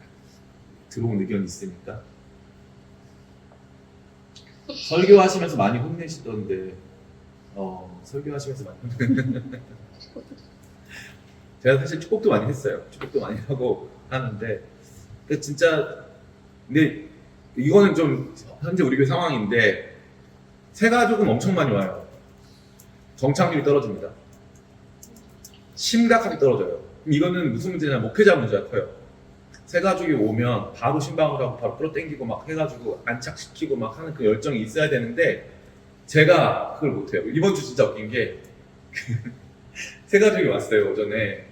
그러니까 제가 너무 이제 그 형제를 보고 너무 기쁜 나머지 막 친한 척을 했어요. 근데 그 친구랑 같이 2층까지 올라오고 성공을 했어요. 근데 그 친구가 갑자기 자기 막 구토할 것 같다고 하고 없어진 거예요. 그래서 정도한 집사가 나한테 목사님 때문에 도망갔다고.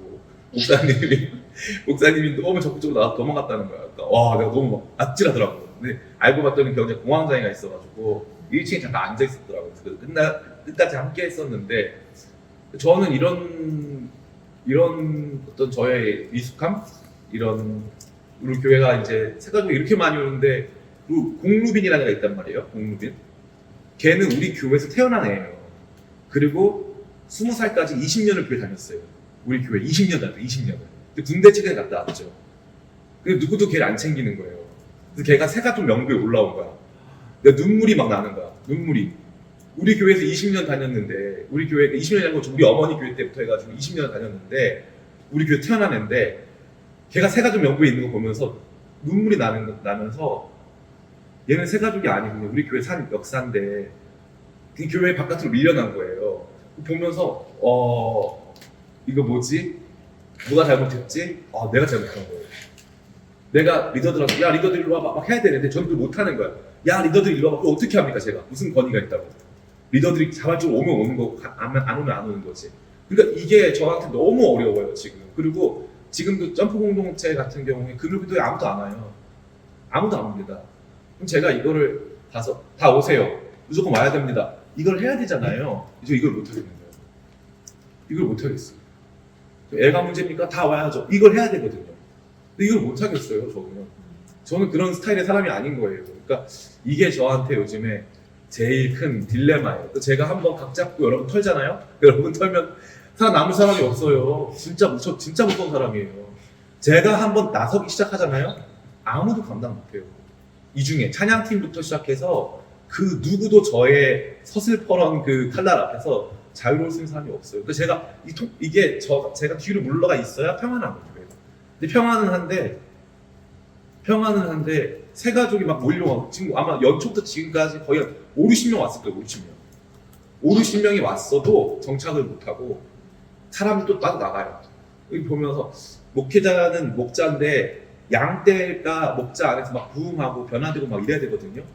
근데 우리 공동체가 진짜 그러고 있느냐? 점프 공동체가, 청년부가 진짜 그러고 있냐 고민해보면은 그게 쉽지가 않아요. 그게 정말 쉽지가 않고 또 제가 잘할 수 있는 영역이냐? 그것도 또 어려움이 좀 있지 않나. 요즘에 굉장히 그런 고민이 좀 있습니다. 그래서 전 정직하게 나눈 것이고요. 여러분한테 저희가 자기 연민의 도취 절대 없어요. 절대 없고 저는 되게 확실한 사람이에요. 그러니까 이게 아닌 것 같으면 여러분들 편하게 말해주고 공론화해야 돼요. 여러분 안에서도 이번 기회에 다니면서 바꾸자 이렇게 공론화 해가지고 어떻게 하는 게 우리 교회에 좋을까?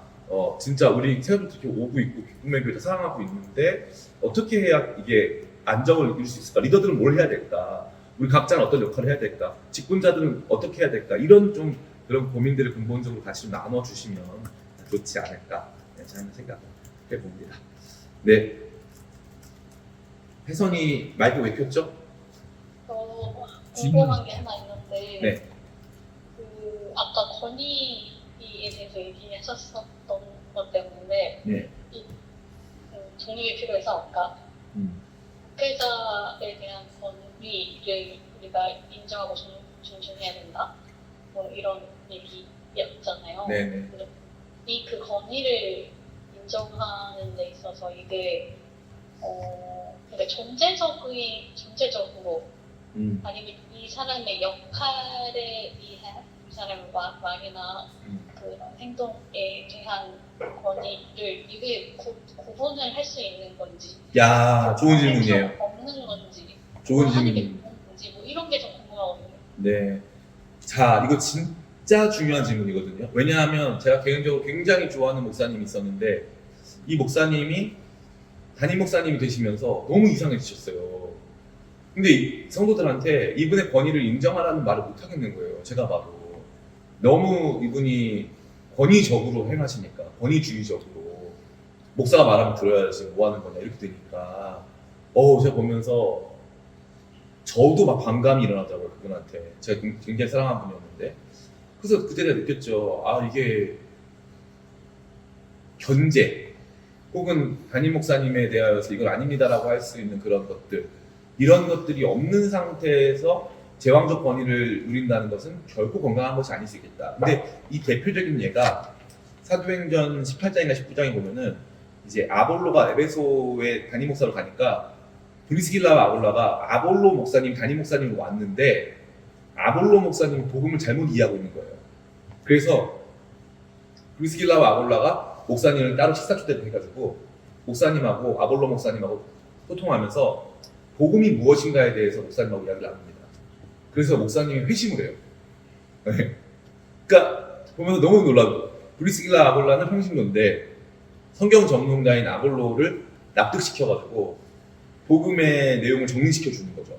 그래서 제가 보면 느꼈는데 목회자의 권위가 존재적이긴 합니다. 그러니까 담임 목사님이 시니까 섬겨야 되는 게 있는 거예요. 담임 목사님이 시니까 존중해야 되는 게 있는 겁니다. 그러나 그게 권위주의적, 다시 말해서 절대적으로 옹호되거나 절대적으로 그 어떠한 견제나 장애가 없어야 된다는 것을 의미하는 것은 아니라는 것이고 그것이 견제되거나 할 때는 그 다음 기능적, 담임 목사님의 기능적 결함이라던가 문제에 대해서는 반드시 문제 제기를 할 필요가 있다.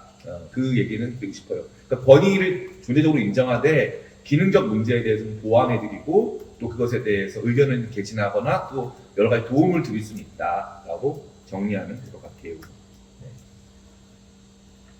혜선자매가 맞아요. 요목님 무서운 분이라고 하셨는데 해선자매는 저랑 사역을 무섭게도 2006년부터 했습니다. 19년을 함께 사역했죠. 그때 제가 왕성할 때였는데 그때 진짜 저랑 사역하면 울지 않는 사람이 없었어요. 네, 정말 울지 않. 내 칼날에서 자유로울 수 있는 사람은 아무도 없었다.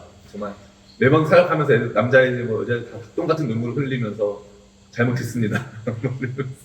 왜냐면 저는 제가 열심이니까 저는 납득이 안 되는 거예요. 열심히 안 하는 사람이 납득이 안 되는 거예요. 제가 열심이니까. 그래서 뭔가를 할 때 거의 막 생명 바쳐서 이제 하는 그런 경향성을 가지고 있고, 최근에 이제 인스타에 유명한 아크프루라는 단체가 있거든요. 거기 갔는데 그 유화경 대표랑 그 남편인 김지명 간사님이 있어요. 저랑 셋이 얘기를 하는데 말이 너무 잘 통하는 거야. 진짜 우리 셋은.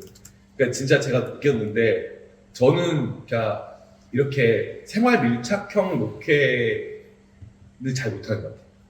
그러니까 일상을 조금 그냥 뭐라고 할까요? 좀 천천히 살아가면서 복음 안에 천천히 젖어드는 그런 것보다 조금은 더 전략적이고 조금은 더 이렇게 하나님 나라 그 역사에 동참하는 참여를 좀 강하게 좀 했으면 좋겠다. 선교 나가거나 선교지를 후원하거나 선교적 상황에 우리가 그것을 같이 관망하고 같이 기도하는 그러한 그 행동 자체가 많아서가 아니라 그 태도 자체가 저는 급진적인 것 같아요. 태도 자체가 그 다음 스텝 혹은 그 스텝 안에서의 하나님 일하심 이런 것들을 같이 좀 보게 하는 그런 게 있지 않았을까. 또 우리가 같이 그들과 더 깊이 공감하기 어렸던 것 같아요. 그들의 삶의 단순한 그들의 삶의 관찰자가 아니라 진짜 그들이 흘리고 있는 눈물에 같이 흘릴 수 있을 만큼의 동참자가 되어야 된다라고 하는 좀 뜨거움이 저의 지난 10년을 좀 불태운 거 아닌가라는 생각이 좀 들고, 그 모세가 하나님 만날 때 하나님께서 가시떨기 나무에서 이제 불이 붙어 있는 형상으로 이제 만나 주셨거든요. 모세는 40살에 모세는 불 타고 있었어요. 근데 다 타버렸어. 더 태울 게 없어. 근데 하나님이 가시덤불 같은 모세의 삶을 태우시겠다고 만나 주시잖아요. 제 얘기 같더라고요. 더 탈 게 없어 이제.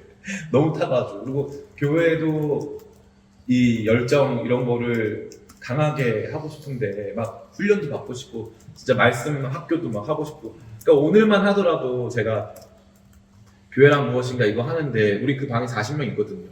그리고 제가 그 중에 몇 분한테 실제로 얘기를 했어요. 실제로 지난 토요일에 여기 40명이나 있는데 여기 들어오는 사람이 몇 명인 줄 아냐? 그리고 여기 실제로 오는 사람은 나정민 집사님밖에 없다.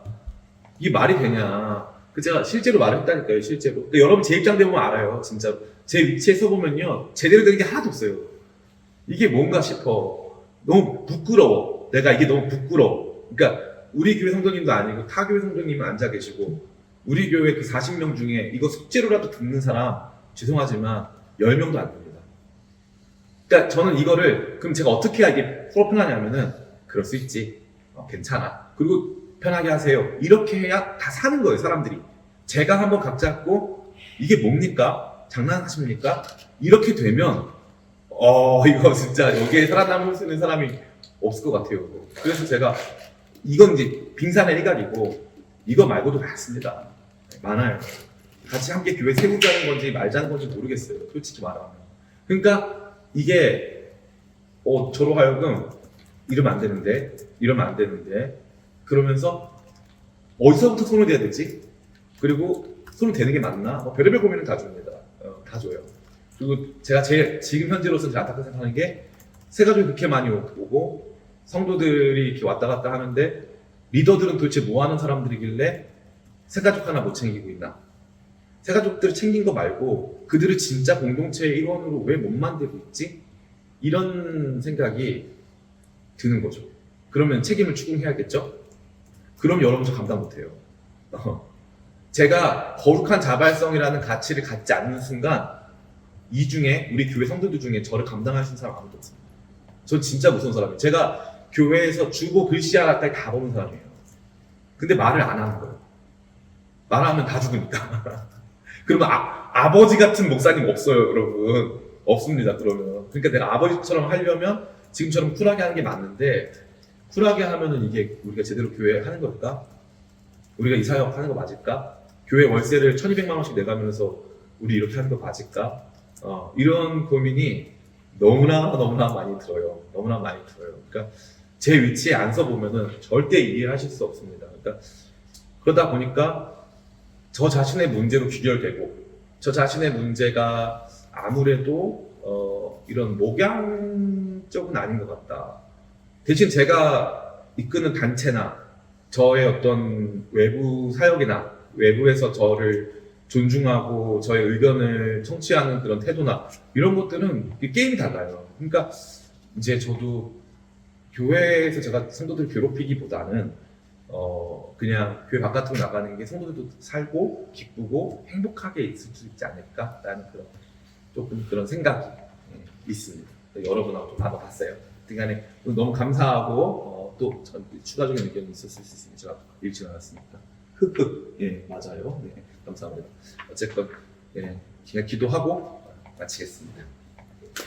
하나님 감사합니다. 우리 또 교회에 대해서 같이 나누고 배우는 과정 속에서 특별히 부족한 종을 깨워주시니 감사합니다. 목사의 권위에 대하여서 또 주님께서 또 교회를 세워나가시는 위계 질서와 또 그러한 가운데 직분자들, 또 사명자들의 태도와 관련돼서 많이 배웁니다. 주님, 우리 이곳에 있는 성도들도 잘 배우고 또 이런 것들을 교회 안에서 잘 실현할 수 있도록 지혜를 주시고 사랑을 허락해 주세요. 정말로 주님께서 사용하시는 교회 되기를 원합니다. 주님께서 기뻐하시는 모습으로 세워주시고 정말 필요한 것들 공급하여 주시고 주님이 우리 교회 권위의 출처, 섬김의 출처, 사랑의 출처가 되어 주시옵소서. 축복하며 감사드리고 예수님의 이름으로 기도합니다. 아멘.